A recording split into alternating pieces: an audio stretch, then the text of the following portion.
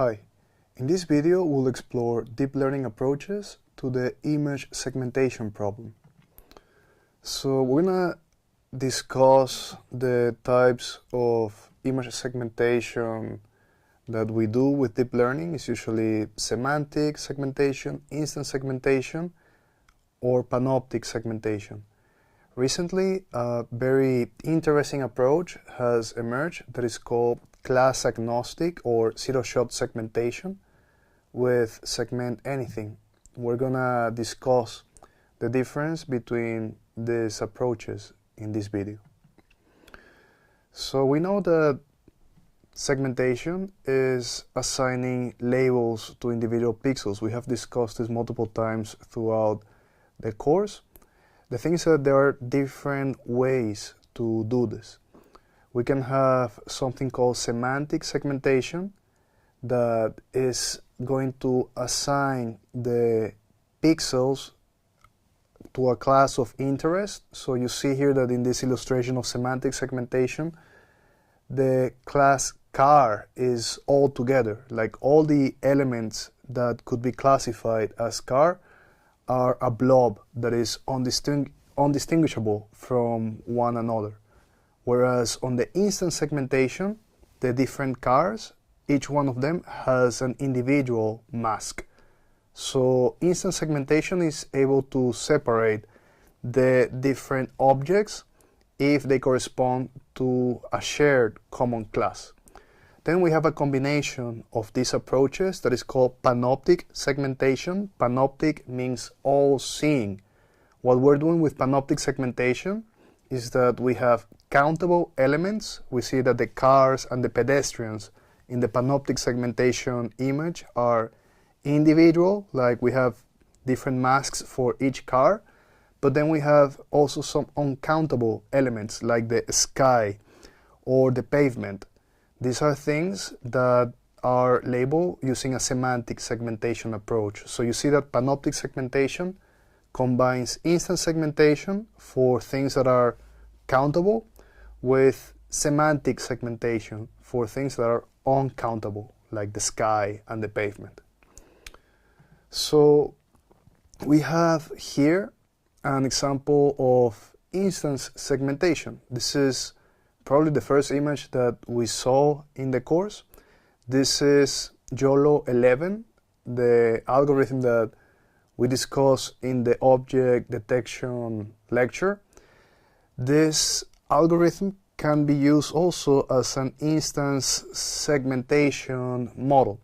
The thing is that in many models where we do instance segmentation, one of the first processing steps is to create bounding boxes around the object of interest before drawing the segmentation map, because we want to identify the different instances, the different objects separately.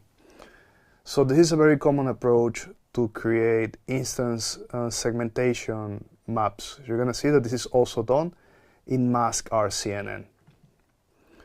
So UNet is a model that we have discussed a couple of times during the course.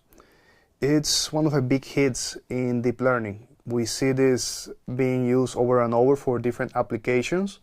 It was originally formulated for semantic segmentation, where we assign individual labels to individual pixels by evaluating the cross-entropy loss on the confidence that we have on the label for the pixel based on the ground truth.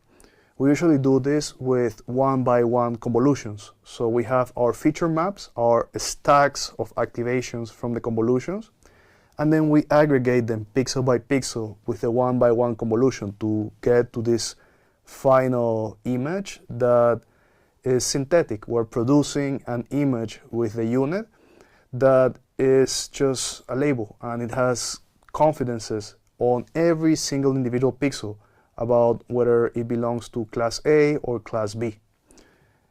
And this could be any number of classes. We could have a semantic segmentation algorithm that produces not only two classes, like what we see here, but it could be n number of classes. We could have 15 classes in a semantic segmentation algorithm, 100 or 1,000. So here we see an implementation of mask RCNN, a diagram of mask RCNN. This is the most popular instance segmentation algorithm, and it's very well performing. You can think of it as an extension of faster RCNN that draws a segmentation mask on the regions of interest. So we have some branch, an extra prediction branch, that is going to be producing the masks for the object of interest in this region that is relevant. This region of interest aligned component is something that we can think about as some cropping with bilinear interpolation that is going to select the feature maps from the convolution that are most important for us to produce the final segmentation. We have a recent architecture that is quite powerful and is based on transformers. It's called mask-to-former. This one is a unified approach for label segmentation. It's able to produce instance segmentation, it's able to produce semantic segmentation, and also panoptic segmentation. It's a very powerful model, and it's a bit more expensive. Well, it's quite more expensive to train than those based on convolutions because it's a transformer model. We will explore using it in the practical notebook of this video. Another recent and very interesting approach are the promptable masks that we can produce with the Segment Anything model from Facebook. This SAM model, it's able to produce masks that actually are class agnostic. This is an interesting feature of Segment Anything. It's able to produce very high quality masks, but it doesn't output what is the class that we have inside the mask. So even though it's very able to produce this mask for the ostrich that we see here, it doesn't know that the object that is segmenting is actually an ostrich. This method is prompt driven. That means that we actually need to specify the region of interest before it's able to produce the segmentation mask. It was trained on a data set of millions and millions of images, and is considered a foundation model for image segmentation. We see here an overview of the architecture, the main components that it has. We have an image encoder that is going to be creating some embeddings for the images, a prompt encoder that is going to be processing the input prompts, and this could be points, boxes, or text descriptions. Then we're going to have a mask decoder, and decoder in this context, as usual, means something that is producing an output. And this is producing the output by combining the image embedding and the prompt embedding to create a valid mask. SAM can generate multiple masks from ambiguous prompts and provide confidence scores for each mask. So this architecture is very flexible and allows also interactive segmentation. Like we can interact with the image and say, I want to have a segmentation mask that encompasses these 3 points in the image, and it's going to perform quite well. Something that has become a trend recently is to combine the output of an object detection algorithm with SAM so that we can actually have these masks with labels. This is quite impressive that we can do this. Like, as a computer vision practitioner, I was not expecting this to exist about 5 years ago. This is something that allows us to create like very flexible image segmentation algorithms by just prompting the region that we believe contains the object of interest. Here we see a demonstration from Pollen Robotics that I encourage you to take a deeper look. Is linked in the practical notebook that comes with this video.